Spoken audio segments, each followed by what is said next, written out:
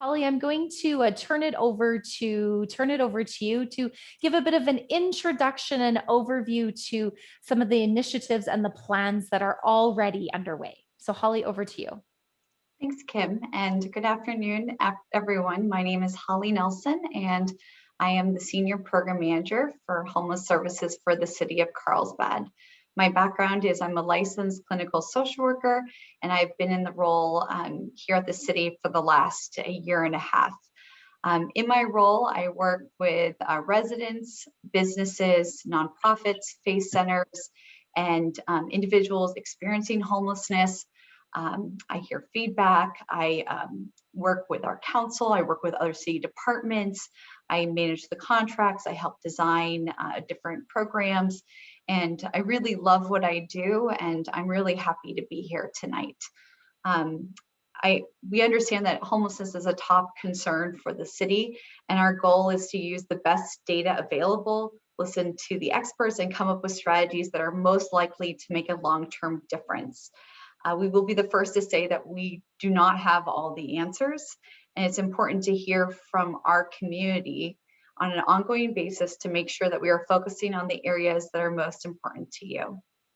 So tonight we've prepared a short video to provide some additional background on homelessness in Carlsbad and what we're doing to address the issue. Thanks, Holly. So once again, everyone, we're going to bring up a short video. Now, as you can imagine, we could probably play a video that's an hour long and we still wouldn't have all of the details and all of the specifics, but we did want to show this video as just an introduction to give you a sense of what's happening. And then again, lots of opportunity for discussion and questions here to follow. So Sarah, go ahead and play that video for us. The City of Carlsbad knows that homelessness is a top concern for our community, and we're committed to doing everything we can to solve this really difficult problem. But lasting solutions can take a very long time. That's why we need a combination of short and long-term interventions. The city has already been working on the issue of homelessness, but a new, more comprehensive plan will increase existing efforts and add new programs based on sound research. Studies show that the old approach of requiring someone to address their issues first in order to be considered ready for housing doesn't work very well because too many people can't overcome the barriers to getting help. This ends up costing more because emergency room visits increase, as do contacts with law enforcement and the time spent living on the streets. Housing first removes barriers to getting into housing so people can get access to services as quickly as possible. Having a stable place to live provides a foundation to more successfully address the issues that led to becoming homeless. This approach ends up costing less in the long run. One way the City of Carlsbad is using the Housing First approach is through a 12-month pilot voucher program, partially funded through federal grants. Through this program, certain people experiencing homelessness can stay in a hotel or motel with a specialized program in place that includes support services. The program will focus on shelter for women and families, individuals living in encampments, people who frequently use emergency rooms and public safety services, individuals with an underlying medical condition, and those 65 and older. The city will also work with the La Posada Emergency Shelter for Adult Men, the only homeless shelter in Carlsbad, to hire 2 social workers and provide training to existing shelter staff so the shelter can help more people. Another part of the city's program is to quickly intervene when people become homeless.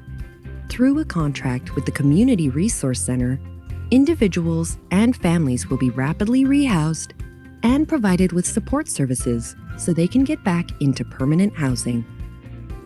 Looking to remove as many barriers to housing as possible, the city will also develop a pilot program with the Humane Society to provide temporary shelter to pets of people experiencing homelessness. Given the complexity of issues related to homelessness, many different parts of the city work on the city's response. A new Housing and Homeless Services Department will consolidate these efforts and increase coordination, not just within the city, but with regional agencies and nonprofit groups. In addition to greater coordination among the existing efforts, the city is adding resources where they're needed most. This includes 1 sergeant and 2 new officers for the police department's homeless outreach. The city will also gain access to a new social worker and mental health specialist through the County of San Diego. Plus, we will contract with a benefits specialist to help people get access to veterans benefits, food assistance, and other available resources. While the city addresses the immediate needs of those experiencing homelessness, we also realize that more affordable housing is needed. The city's recently approved housing plan identifies ways to create more affordable housing and locations where that housing could be built. Finally, to create more opportunities for the public to learn about the city's efforts and provide feedback, as well as check on progress, the City Council created the Homeless Action Subcommittee, which will help ensure the city's programs are meeting the community's needs. Learn more about the city's homeless response plan on the city's website. And thanks for being involved in this important issue. Thanks, Sarah, for sharing that with us. So again, everyone, that was a place to get the conversation started, give you a bit of an overview for what the city is already working on, but this is an opportunity to open up some of the discussion. So here's what we'd like to do to just get a sense of how many people might be interested in offering comments or questions, sort of coming off of their microphone and sharing those comments or questions. So what I'd like for you to do, everyone, we've got a timer organized, and depending how many people would like to offer comments and questions, that will help us know how much time sort of everyone needs. So here's what I would like you to do. If you're interested in providing comments or questions, I want you to see if you can find that raise hand feature that I talked about earlier. It looks like a couple people have gone ahead and found it. Again, you are looking for the reactions button, usually along the bottom of your screen. And when you click on the word reactions, it's got a little happy face and a plus sign, you are going to find the word raise hand. So feel free to go ahead and do that right now. If you raise your hand, that will sort of help put people into a queue. It will also help me know how long people might be or who might be interested in participating. And those of you that don't have a microphone and are typing in, thank you also very much. We will do our best to jump in there as well. Okay, so we've got a couple people here who are interested in getting us started. So everyone, we're going to do about 3 minutes each to get us going, and then there might be more people who might bring up other questions or other comments as we go. Last reminder, we're going to collect all of this, and then once we've gone through comments and questions at the end, we'll get Mickey and Holly and David to address those comments and questions. So I believe Jeff Toth, you might have had your hand up first. So Jeff, I'm going to invite you to share with us questions or comments, please. Hey, Kim, thank you very much. Yeah, so my name's Jeff Toth and I live in Harbor Point.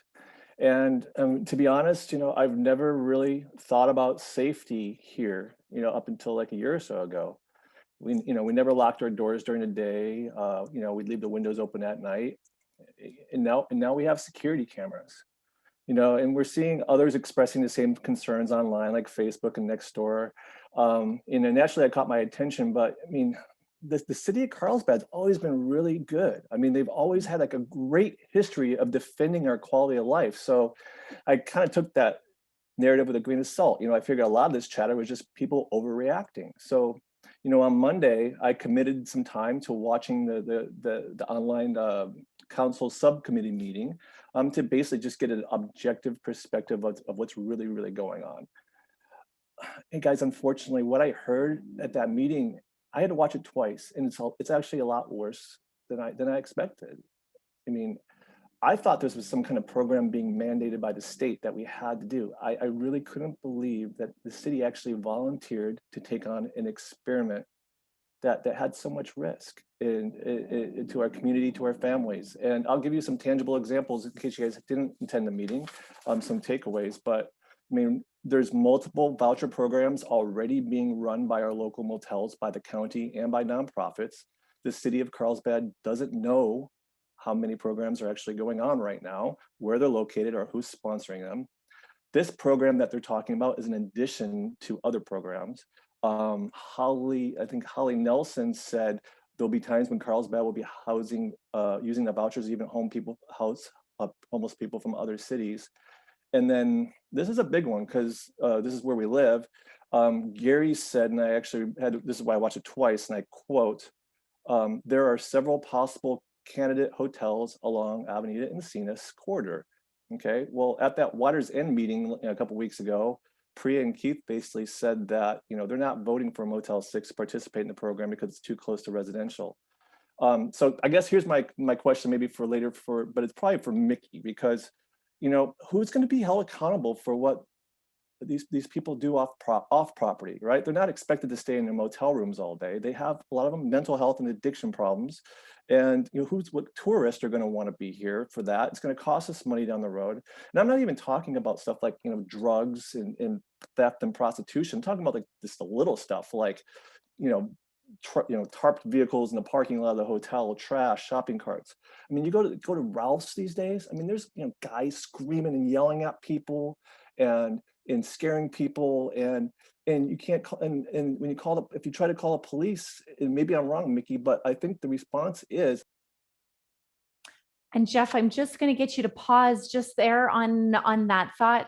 If we've got some time, we will come back afterwards. But I do want to say, Jeff, thank you for sharing the experiences and taking the time to do research.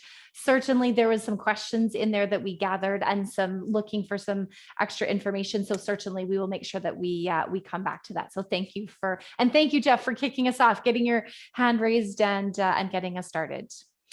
Tom Cunningham, I believe you were our next person that had their hand up. So Tom, over to you. Hi, how are you? Good, thank you. I had a couple of questions, and one of the concerns that I hear a lot is about the housing first versus more the conventional method of requiring people to sign up and get services to help their whatever the deep-seated, kind of rooted causes they have for homelessness. So you talked earlier about having data. Number one, how do you measure success? And number two is, what does the data say about housing first success versus the conventional method of requiring them to seek treatment? Okay. That's it. Thank you. Yep. Thank you for that, Tom. All right, I'm going to move over to, I think, Paul Marsteller. You're the next person on my list. Paul, turning it over to you.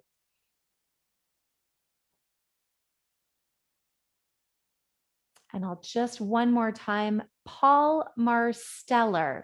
You also had your hand raised. I'll just give you one more moment to see if you wanted to come off of mute.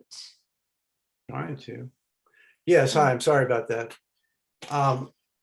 My main question would be, well, going to what he's saying a minute ago about the crime and some of the crazy people running around, let's call them, up in Ralph's, and the police have made it pretty clear in a couple of conversations I've had and in the Waters End gathering that, they can't really do anything to come out, even question people. There used to be such a thing, I think, as public nuisance. Apparently somebody is tying their hands, they keep saying, that from even approaching these people, and unless they're ironically a danger to themselves, to the guys doing this. The rest of us, it seemed like we're just kind of adrift here, and we're on our own. Moving past that, on the Housing First program, I believe at the meeting at Waters End, and from what I've read, it was noted that the Mayor Hall voted against it, from what I gather, because of uncertainty of getting reimbursed by HUD, FEMA, whichever. $3.2 million for the first year, and then it goes upwards, I think, to 13 million for the 5 years if we continue. That's a lot of money. I don't see the cost benefit. Anybody's discussed that. I trust the mayor kind of knows a little bit about it, and he's kind of questioning it. Question, I guess, would be, are we currently legally financially bound to this Housing First low barrier program, or is there still a ripcord?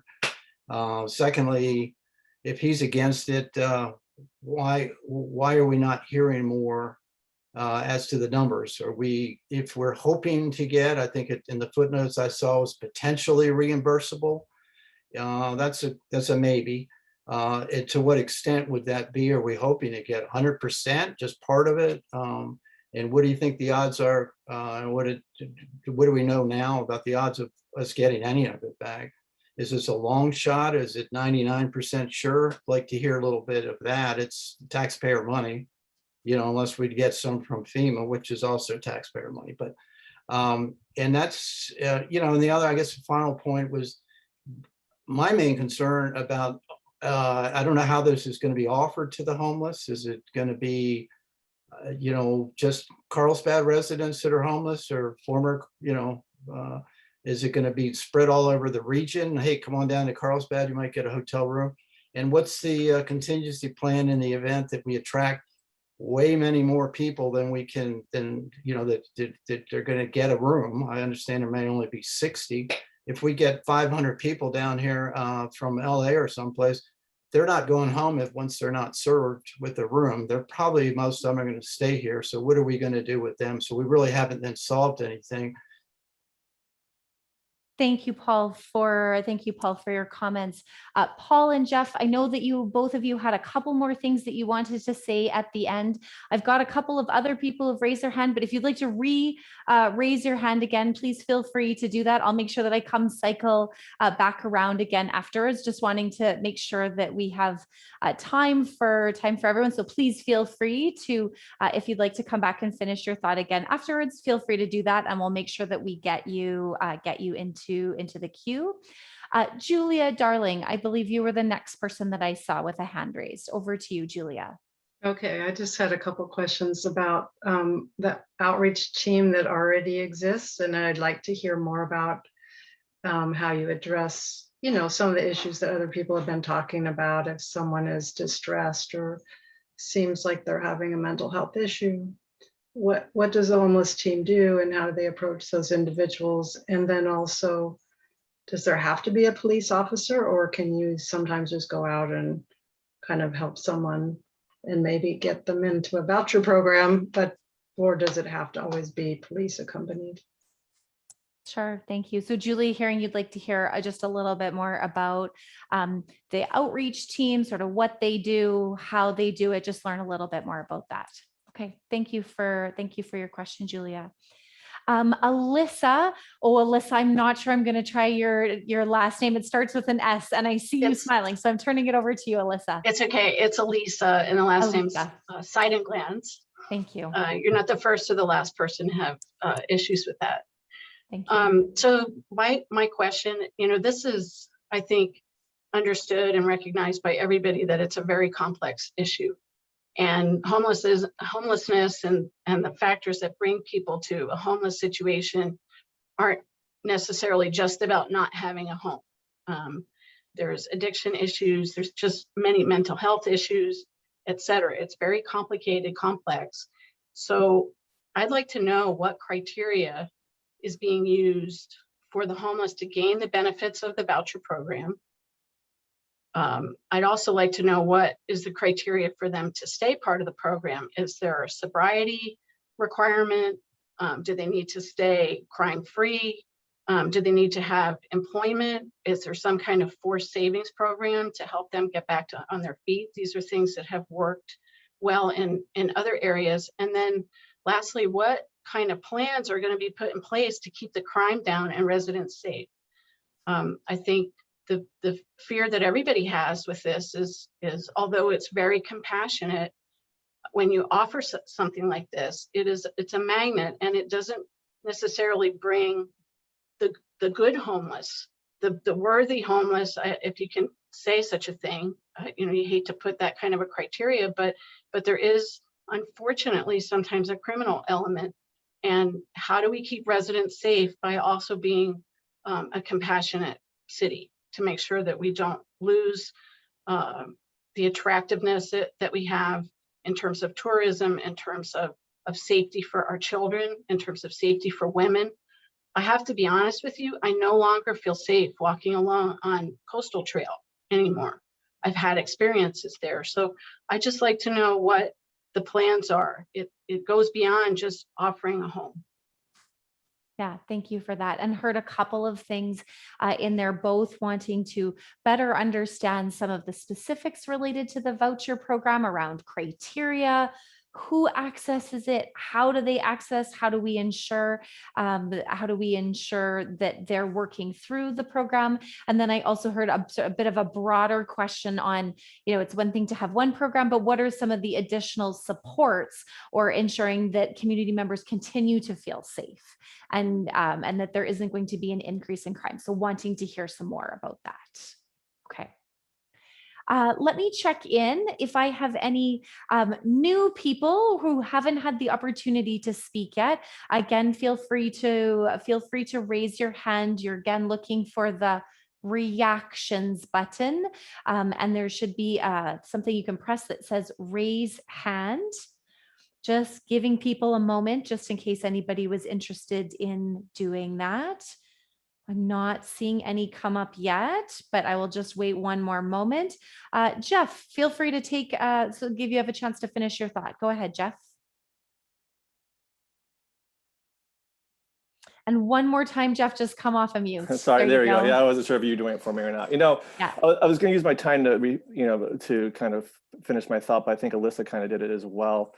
But this idea that a place of stay solves all these problems. I mean, there are those people that generally, they're getting a bad break, and this will help. But, I have a friend. He lived in Aviara, and he became an addict. He had a beautiful house, everything. He had to sell it. He's been in and out of rehab 6 times. Okay, his family can't let him live and go there anymore. Okay, nobody can associate him. I can't have him over my house because I don't know what's going to happen if he's going to try to steal or whatever it is. This is one of my oldest best friends. Okay, if addiction is that strong, okay, that somebody's parents can't take care of their own grown child or sibling or spouse, how can that obligation be expected of us to absorb? That's it. Thank you, Jeff. Thank you for sharing.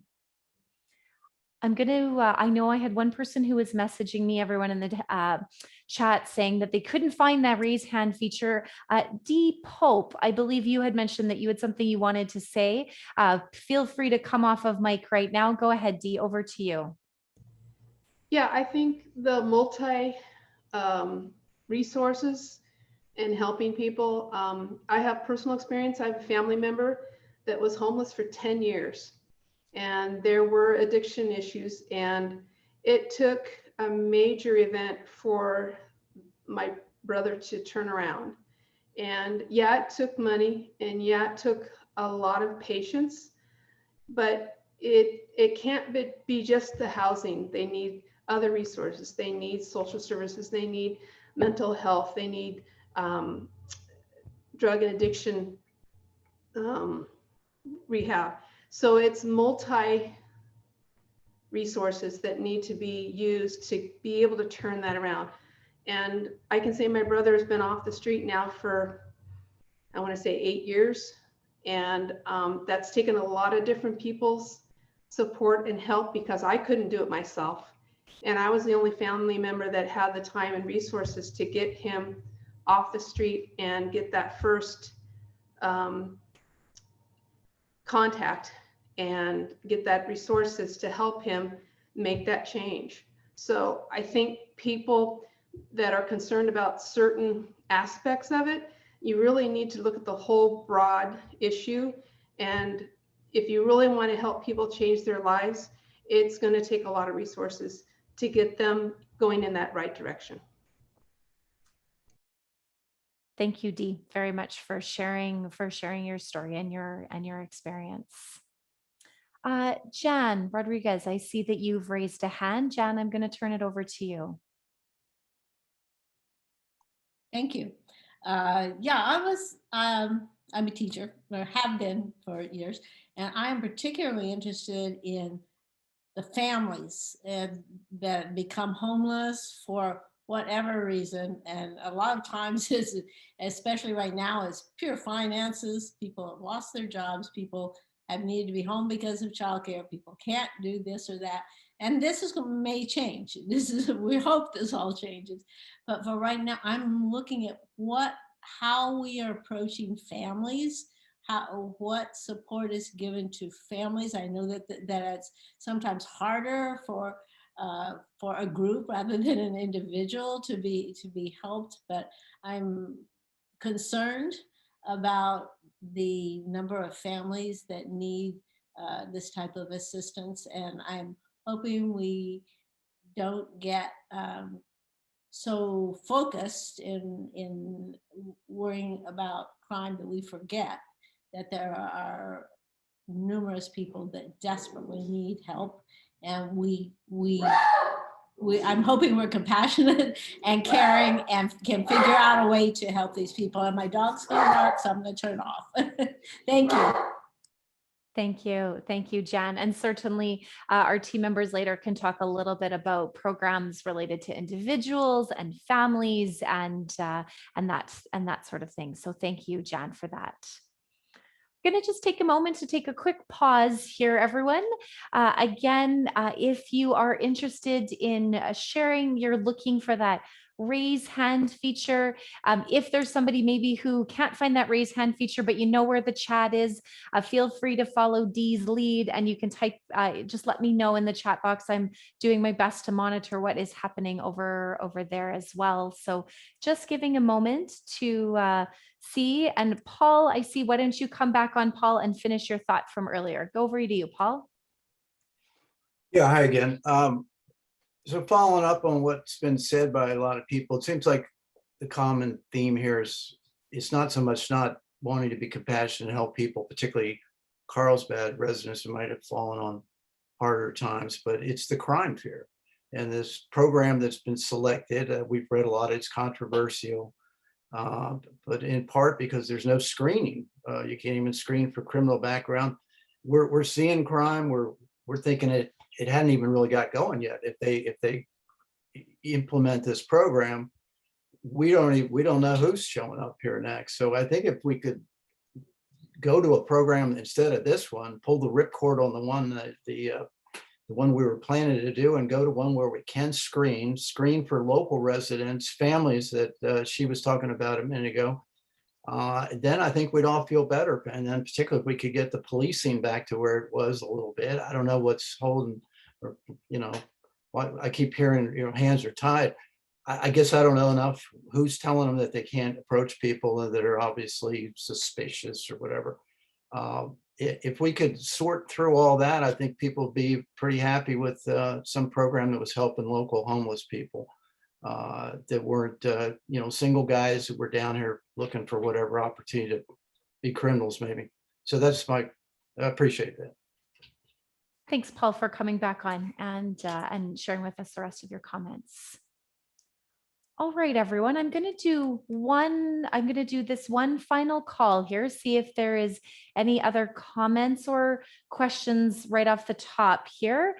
And then I'm going to go back. We've been keeping a record of some of the comments and questions. And so I'm going to bring our panelists up, and they're going to do their best to address, again, as many of both the questions as well as respond to some of the comments. So just doing one more call, taking a scream through the different Zoom screens here. I'm not seeing any arise. All right, so I'm going to bring Holly and Mickey and David sort of Well, not up to the front, but hopefully onto the top of the screen here when you start speaking. And do have some questions just before we get there. I do see Gary Nessim wanted to say something here. Gary, please go ahead. I'm turning it over to you. Go ahead and unmute yourself. Okay, I'd like to say that this is not a Carlsbad problem. This is all around the country. Every city's having the same problem that we're having. We all have a significant loss of the low-end housing, as there's been a real estate boom all across the country. I'm a real estate broker. A real estate boom all across the country, and lots of really low-end housing has been removed from Carlsbad and most other cities. So people who normally were hidden and able to share rooms no longer have a place to go. So, and the law has changed significantly. So we need to provide a place in Carlsbad for housing for these people. Doesn't have to be an RVR type house for them, but we need to provide some housing for them if you want to remove them from the visibility or the street of your neighborhood. Because near the railroad tracks, near Vicky Park, other places where they find they can congregate. If you want to spread them out into housing, well, then we have to provide some. And it isn't that expensive for a city of 120,000 people to provide that housing, so that we can help our social service department get a move solving the problem, rather than complaining that we just don't like that it's happening, because it's happening every other place also. And we haven't really made a move to provide the housing. We're just in the first step of deciding that we would be interested in providing the housing first. But we haven't made a move on providing some housing. Mobile homes, tiny homes, letting people park in a parking lot like Encinitas does. Other things that might help social services move people along and make it better for us, or feel better about it anyway. That's my 2 cents worth. Thank you, Gary. Thank you for adding in that perspective as well. Okay, everyone. So we do have a number of questions and comments here that we wanted to take the time to address. So just give me a moment here while I bring up some of those questions. And Holly, we're going to turn the first question over to you. People are curious about, are we obligated to do housing first? Is this a law? Does the city get reimbursed for it? Maybe just talk us through a bit about, talk us through housing first, what's required, what's not. So I'll leave that over to you. Yeah, thank you for the question, Kim. And I know this is of great interest to the community. And so first, let me say that there are many different approaches to solving homelessness. And we are trying to use the best data available and listening to the experts and really working on strategies that are most likely trying to make a difference in the long term. All services with people will be person-centered, strength-based in our delivery. California did sign Housing First into law under Senate Bill 1380 in 2016. It is a law, and it's required for state funding and also for local funding. Obviously, here we are using our funding here, but we are using best practice guidelines, and so we are choosing to use Housing First with our model here. We will be presenting to council and being accountable with our funds and accountable with our numbers. And obviously, if this model isn't working, that's something that we can certainly go back and make adjustments.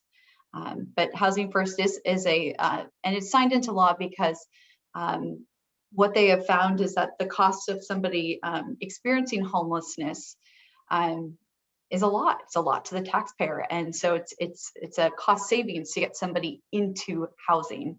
National Alliance to End Homelessness predicts that for somebody who's considered chronically homeless, so somebody who's experiencing homelessness on the street for 12 months with a disability, it costs the taxpayer $35,000 to leave that person on the streets. And so if we can get them into some sort of shelter, which we know is an extreme deficit in North County, And it's a lot faster to put somebody in a resource instead of build another shelter. We could try to help change the trajectory of that person's life and get them into permanent housing. Thank you, Holly. And Holly, just a bit of a follow-up question to the one that I had just asked you here. Second question was, how sure is the city that it'll be reimbursed for the cost of the voucher program? So we are going to try to get this program up and running as quickly as possible. So right now, we're hoping that FEMA will reimburse our hotel program. FEMA right now is reimbursing hotel voucher programs at 100% for the hotel rooms, for light case management, for security, for food, and for transportation. We know that there are more services that sometimes are needed to have a program run successfully. So we are, as a city, choosing to have behavioral health services on site, and we also are having more intensive case management so that people can work more closely with a case manager and work on their housing plan so they can transition out. So there will be some services that we will be providing that won't be reimbursable by FEMA, but we are hoping that most of the people who are going into the program up to September 30th, those costs can be reimbursed by FEMA. Thank you, Holly. Mickey and Holly, this is probably a question for both of you. Maybe Mickey, I'll get you to answer the first half of it, and then Holly, we might want to follow up with you afterwards. Many people had asked this question in a variety of ways, so I'll just state it this way. What measures will be in place to keep neighborhoods safe? So maybe Mickey, if you want to share a bit, what measures will be in place to keep neighborhoods safe? Sure. Well, good evening, everybody. My name is Mickey Williams. I'm the Assistant Chief with Carlsbad. But I just wanted to mention a lot of what's being said today. It resonates, not just, I've had the opportunity to serve the city for 26 years as a police officer, but I also live in the city. I have for many years. I've also raised my children in the city. So I hear the stories and I hear the comments that have been made tonight, both as a police officer, but also as somebody that lives in the same neighborhoods. So with respect to answering the question of how we keep or address the crime issue, for several years, the police department has been data-driven in our police responses. We have a program called CARS, which is Crime Analysis and Response. And so what we do is we have two full-time crime analysts that review all reports of crimes in our city. And every Wednesday, all of our lieutenants, which lieutenants are in charge of units or divisions of the department. So everybody that works at the police department ultimately reports to, that's out in the field providing service, reports to a lieutenant.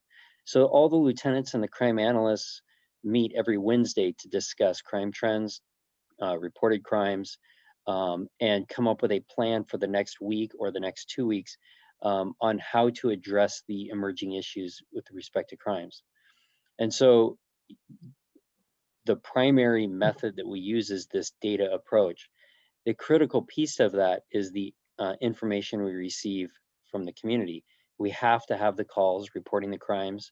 We have to be called when you feel not safe or when you see something that is troubling or concerning to you, because those calls, believe me, they are reviewed, they are discussed amongst all the police managers, and they drive how we go out and police the city. And we are doing the same thing more recently with the homeless response, with the additional 2 officers and the additional sergeant, which now there was a question about the size or the capacity of our homeless response team. We have 6 officers and 2 sergeants who are supported by 2 full-time in the field social workers, and they're providing service 7 days a week. And they go out to specifically address homeless response and outreach. And they're being deployed the same way. We're assessing where the calls for service are, where are the reports of an encampment, where are the, we'll get a call of an unwanted person, maybe somebody that just doesn't look right or feel right to the resident or to the business owner, and they want us to go out and check. And through our dispatch system, we record those calls as being homeless related. We average between 400 to 500 a month calls for service that are homeless related. And with those calls, we can see using mapping system where the majority of those are. And this, with these new resources that we've been given from council, what we're going to do is we're going to go out and try to be very proactive early in the day, where we can go out and initiate contact early in the day to try to get ahead of the calls for services, to try to go out and make contact, to try to provide service, to try to do the outreach, so that the community and the business don't have to call us and wait for us to respond. That's the mission that we've got. One of the missions that we're asking our homeless outreach team to pursue. So I think the key takeaway for the answer, both for crime, how we respond to crime, and also how we're policing related to the homeless and conducting our outreach, it's data driven and it's based on the calls for service. So please do not ever feel apprehensive about calling the police department for help. Don't ever feel like we may have something more important to do. We respond to all calls based on priority. You'll never take an officer away from something that they should be doing otherwise. We will respond to all calls, and then we have more information from the community on where the concerns are, so that we can then direct our officers in a proactive manner to those to try to solve the problem before you have to call again. That's our mindset as we go about policing both crime and the homeless.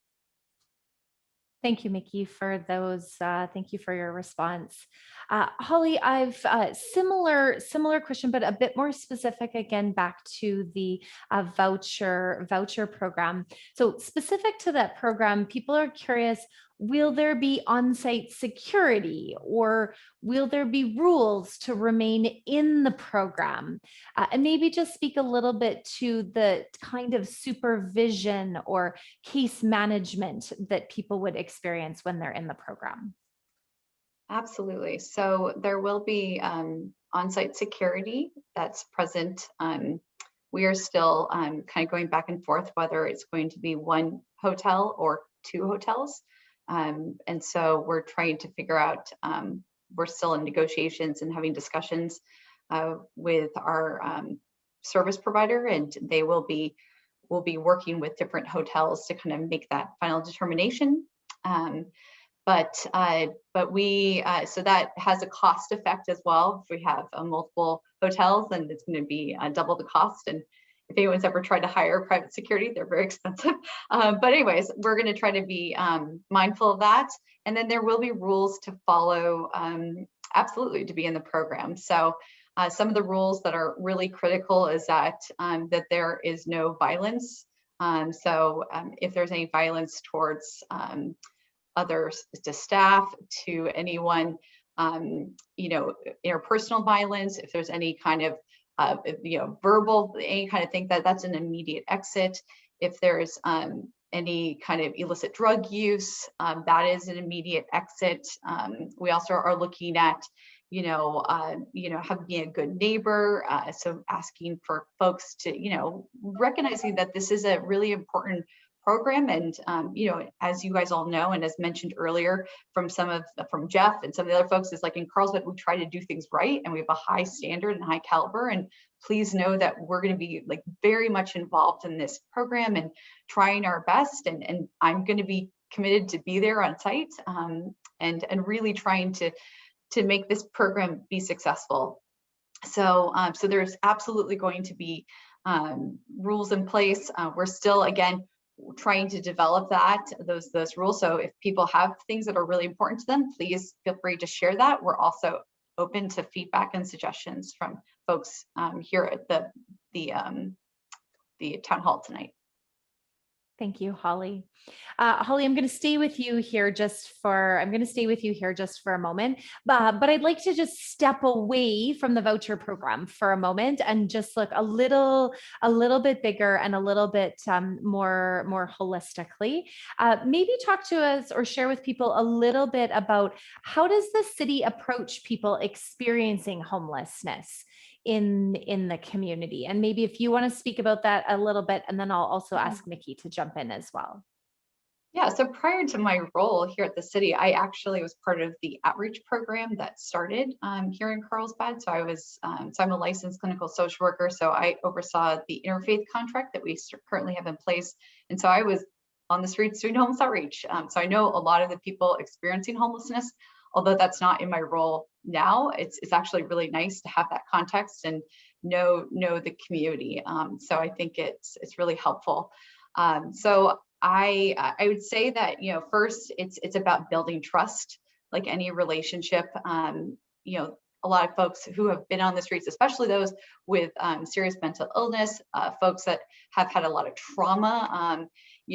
I think a lot of times the longer they've been on the streets, the more, it's not a crisis for them to resolve their homelessness now. And so I think it's really about really trying to build that relationship and showing them that, that these are the resources and really walking them through.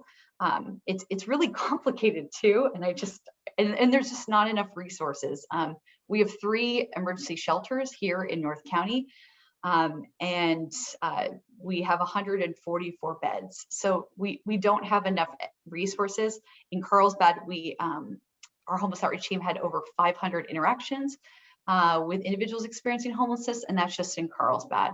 So for families, we have 1 family shelter and they have 20 rooms. So it just for perspective. And so that's why we're trying to do this voucher program. That's why we're trying to, we have 1 shelter here in Carlsbad, La Posada, that only serve men. So we're really trying to expand our options to really serve our community and those experiencing homelessness here. So sometimes we get phone calls from folks. I think the best referral is like referral word of mouth, which we get. So our homeless outreach team is getting referrals. I get contacted, our housing navigator gets contacted. And so they go into the field and follow up with folks and they really are trying to guide them, to get them connected to the resources to help them meet their needs. Thank you, Holly. And Vicki, I'm going to send this question over to you. Following up on that broader question, people were also curious about, so when people who are experiencing homelessness are approached, like, what if they have mental health problems? Does an officer always need to be there? So maybe if you could speak a little bit to those 2 questions. Yeah, sure.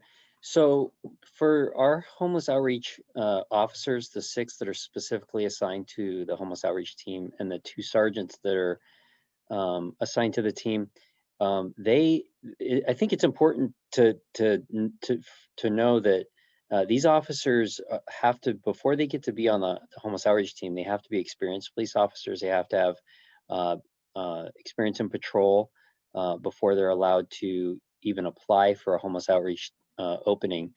And then when there is an opening for a homeless outreach officer, they have to apply for it and they have to interview and compete for the job. So when you see officers in the homeless outreach uniform, these are officers that have asked and competed to be in this assignment. They want to do homeless outreach. That's what they want to do when they come to work 40 or more hours a week. And so I think that's really important, because when we talk about doing the outreach, these are officers that have the desire to go out and proactively and consensually go out and try to establish what Holly said. The key to any relationship is trust, and the officers and the clinicians and the social workers, it's just like any other relationship. They have to get that trust to be created, where the people that we're offering services to are willing to say, okay, I trust you, I'll go with you, and I trust you're going to take care of me. And so that takes time. It takes different amounts of time for each person.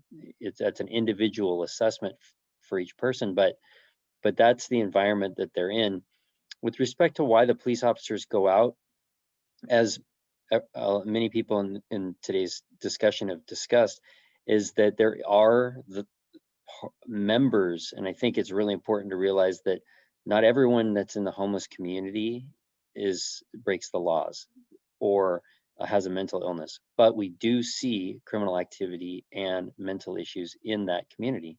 And because of that, the structure that we have set up for the safety of the social workers and for all involved is to have these officers that have this outreach desire, that have that mindset of wanting to be a part of that solution, to be paired with the social workers and the clinicians and go out in the field and create these contacts. So that's kind of, I hope that answers, that's the mindset when our officers leave the back of our station for their shift, and as a homeless outreach officer, that's the mindset that we want them to have, and that they have to be selected for the position.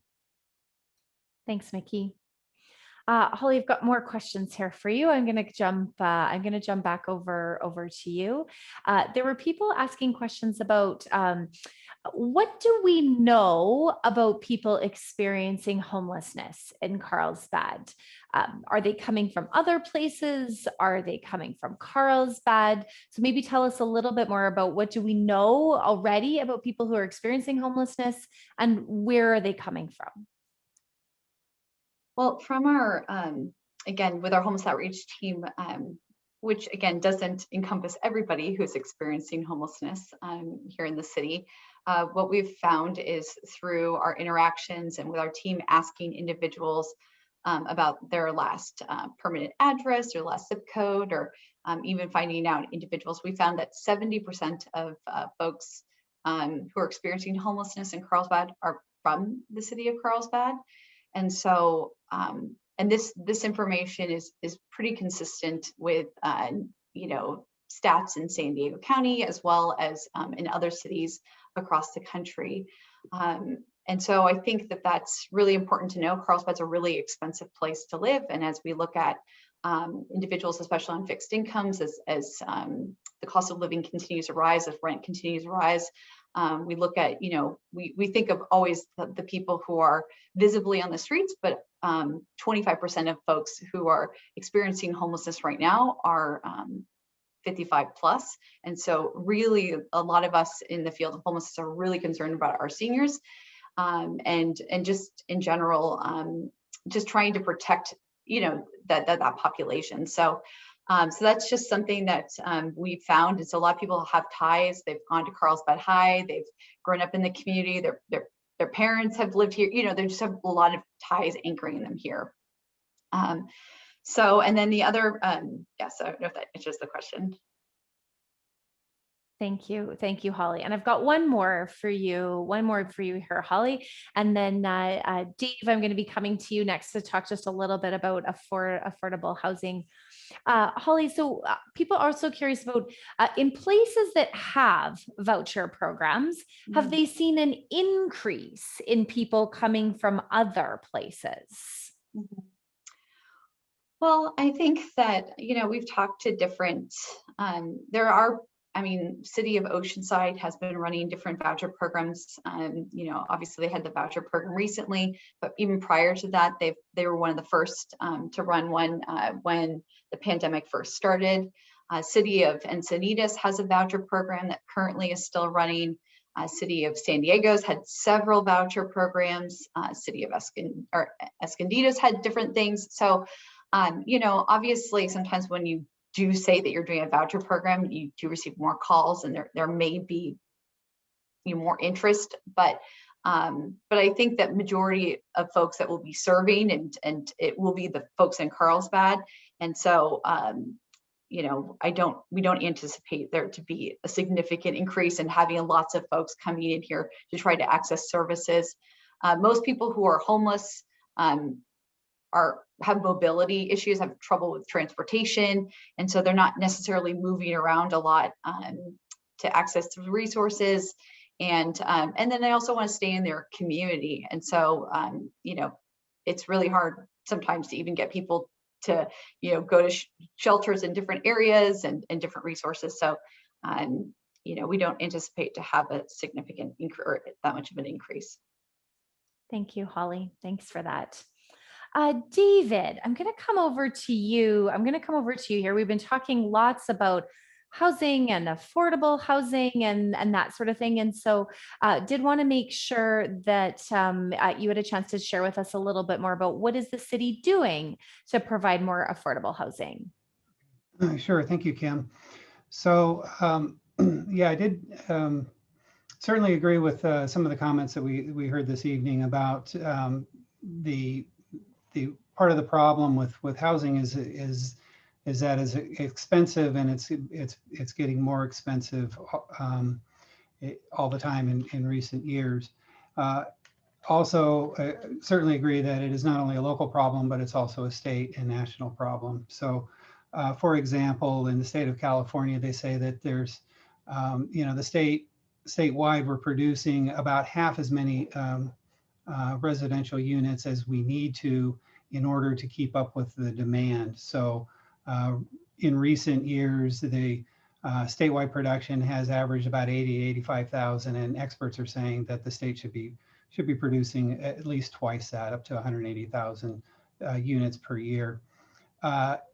In Carlsbad, we have a need to provide at least 3,800 additional units over the next 8 years. This is a number that the state has provided to us as a planning goal to provide for additional housing for all income levels.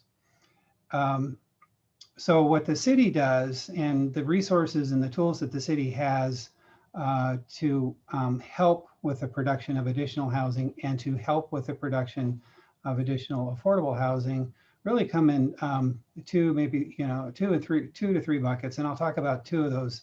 One relates to the city's land use power and regulatory powers, and then also there are financial tools that the city has and uses to help with the production of housing. As I think was mentioned earlier in the video, that the city did recently adopt a housing element that does take a comprehensive look at the housing needs for the community over the next 8 years and identifies a series of programs to address those needs and to encourage the production of additional housing. So some of those programs do relate to identifying specific locations for increased housing. There are programs that call for the city to continue to use its financial resources to encourage the production of affordable housing, as well as some of its regulatory authorities. So some of those include, for example, the city has an inclusionary housing ordinance and program that's been in place since the mid-1990s. And what that does is it requires a certain percentage of new housing that is produced be guaranteed affordable for households of lower income. Over the years, that has resulted in over 2,300 affordable units in the city. That program will continue as we plan for the additional 3,800 plus units going forward. We do have, in addition to the existing units, we have approximately, I would say, 465 units that are in the pipeline in terms of development. They're units that are either in construction and have been recently approved or in the planning processes now. In addition to that inclusionary housing program, and I guess kind of coupled with that, the city does have what we call an affordable housing trust fund, whereby the city can provide financial assistance to encourage the development of lower income housing, and in particular to try to incentivize the particular needs for additional housing that the inclusionary ordinance may not be able to support directly. So, for example, the city has used the Affordable Housing Trust Fund to really increase the affordability of housing for folks of very low and even extremely low incomes. And we were talking about folks that maybe make 30% of what the average household might make region-wide. those are really hard to house folks, because they do require quite a bit of resources and quite a bit of subsidy. But the city does provide that kind of assistance, and it has been a successful program over the years, and in the years to come, we will continue to implement those tools to produce additional housing going forward. Thanks, David. Everyone, we're entering into our last bit of time together. So a couple of things, there's a few more questions there was some questions related to evaluation and how are we going to be measuring, looking at those programs. Mickey, Holly, I'm going to be coming back to you here in a couple of minutes. Councilmember Acosta, I'll be coming to you as we head near the end, just to provide some final thoughts and reflections. And everyone, just as we're heading into our last little bit of time together here, again, we're going to answer a few more questions, but we would like you to think about this final question that we have for you.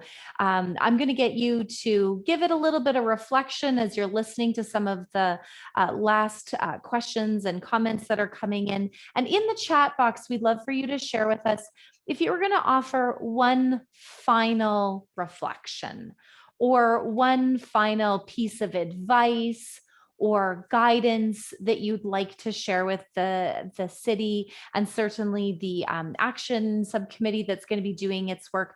What's that final piece of advice, or what's that final piece of guidance? You've been listening to many different people speak tonight. You've been listening to different concerns. So give that a little bit of thought as we're heading into our final time. I'm going to share with you in a few minutes. I'll share with you on my screen the actual question, but just wanted to plant that so that you could think about that a little bit. So maybe Mickey and Holly, if both of you could share just a little bit around how are we going to go about measuring the results, or measuring some of the initiatives that we're undertaking? City Council's goal is to reduce unsheltered homeless population by 50% in 5 years. And some people are wondering, is that realistic? So maybe Holly, I'll come over to you first, and then Nikki, feel free to add in some thoughts afterwards. So we will be going back to council. Well, first of all, measuring success is really important, right? We need to know kind of what's going on, so that if things aren't working, we can make adjustments and pivot and go back to the drawing board and research and hear feedback from the community and go from there. So we recognize that this is really, really, really important. So some of the things that we are going to be doing to measure success is that we are getting onto a homeless management information system, which will be tracking all of our data here in Carlsbad. City staff will be able to enter data, contractors, and so we'll be able to have that all in one place. And so we'll have a much better comprehensive picture of folks experiencing homelessness. We'll be able to see permanent placements. We'll be able to just get much more full comprehensive pictures of people experiencing homelessness, not just the homeless outreach team, but a wider scope. So that's one way. The other thing is we'll be going back to council, and they will actually be setting up kind of metrics for us to measure success. But I would imagine, like we said, one way to solve homelessness is getting people into housing. And so I would imagine a really important metric would be getting somebody off the streets. It's great to get somebody into an emergency shelter, but if data trends in San Diego County show 50% exit back to the streets, then that isn't really helpful if we put somebody in a shelter and they come back. So those are some of the things that we will be looking at to kind of measure our success in the program. Thank you. Mickey, go ahead. Sure, I'll just add that I think that a lot of the police department data that we use to assess programs come from police officers' interactions and calls for service. And I think that a really main point I want to make sure everyone feels comfortable with is that we the police department, we're here to serve the community. That means everybody. That means all the residents, all of the businesses, and the homeless community. included. So I think it's really, really important that people feel empowered to call us when they don't feel safe or when they feel troubled about something going on in their community. Because when we get those calls, we may or we may not have the authority to take immediate action to address the issue. But the more we hear from people from throughout the city about how they're feeling and what they're experiencing in our city as it relates to safety and crime and homelessness, we're able to assess if our actions are helping the situation from those experiencing our service or not. And then we can tailor our approach. So I think the key on how we are going to be able to determine if we're successful is when we listen to what the community is telling us. And one major way that the police department listens to what the community is telling us is how often are people calling us when they don't feel right or when they're not experiencing something that they appreciate in their community. So please spread the word. If anybody, we really need people to let us know what they're seeing and feeling out in the community so that we can take stock of it, account for it, and adjust our approach if we need to. Thanks, Mickey. So everyone, to build a little bit on what Mickey said here, Margaret, if you could bring up that last question. I shared it verbally before, but did want to make sure that people could read it too. I know many of you have already been offering ideas in the chat, so please feel free to keep them coming. But did want to ask this one last question here again. What final piece of advice or insight would you like to share with the Homeless Action Subcommittee? So you've heard a lot of different things. Many of you have had different experiences and stories. So looking for you to offer a final piece of advice or insight. Again, all of this data that is gathered this evening, including the comments that have been shared, as well as what has been put in the chat, this will all be collected. It will all be compiled and shared back with that action subcommittee so that they know what the community had to say. So please feel free to keep those last insights and those last comments. Councilmember Acosta, I'm going to turn it over to you for some final reflections. Sure. Thank you so much, Kim, and thank you to everybody who came here tonight. For those of you who missed the very beginning, I mentioned that I'm your council member from District 4. I know that most of you are from District 4, some are not, but I sit on the City Council. I don't sit on the subcommittee on homelessness, and I did watch the meeting the other day on video, as you can all do on the city website, but I'm paying close attention to this. As I was running for office, this issue came up, homelessness, and we talked about it a bit. We talked a lot about street safety and sustainability and homelessness and housing. Those were some of our top issues. Also small businesses during the pandemic, because that was the top issue probably at the time. These are all complex issues, and your input as community members is very, very important. And I'm very happy to see that the city is doing these kinds of town halls, even though we haven't been able to meet in person for in-person town halls. At least we can use the technology available to us to bring our subject matter experts, bring our people together and share thoughts, ideas, feedback, even when it's negative, even when we're not happy with something. So I'm listening very carefully to you. I want to make sure that I'm incorporating all of this into my decision making. Also know that I have office hours. I work full time and I run a business, but this is so important to me to sit on the city council and be a community leader in this way. So I keep office hours every Thursday afternoon. You can look it up on the city website. Just look for my name, Teresa Acosta, and you'll see my phone number. You can call me. It's by phone, so you just call me on Thursday afternoon and we can chat. And I really look forward to having discussions as neighbors, discussing the ideas and your thoughts and things that you think can be done better. I'm here to listen and I'm here to represent you. So thank you for being here tonight and for giving me more food for thought. I really appreciate it. I always do my homework. If you watch the council meetings, you'll see that I'm always taking notes, as I was tonight, with my notebook and pen, with my iPad, and I'm always trying to do my best to understand all the sides of an issue and make the best decision going forward. So I look forward to hearing from you even more and to finding the best ways out of this. Thank you. Thanks, Council Member. And so everyone, as we come to the close of our time together, let me tell you a bit about what's coming up next from here. We're going to put the link to our project webpage in the chat box right now, everyone, so that you have the opportunity to head to that website. Make sure you stay tuned in with some of the different things that are happening. In a few more days, you're going to see an opportunity to take an online survey. So we encourage you, if you know others who weren't able to attend tonight and they'd like to give their feedback or share their questions, they have the opportunity to do that via the online survey. As I mentioned earlier, all of this input will be gathered together. It will be shared back with the Homeless Action Subcommittee on June 28th. So you can expect that coming up. And again, we just want to say thank you very much for taking the time to join us this evening. Thank you for your honest and direct feedback and questions. We very, very much appreciate it. Gives the city lots to think about, lots of considerations, and very helpful in making choices going forward. So again, thank you everyone for coming this evening. I'm looking to my team members to make sure I haven't missed anything.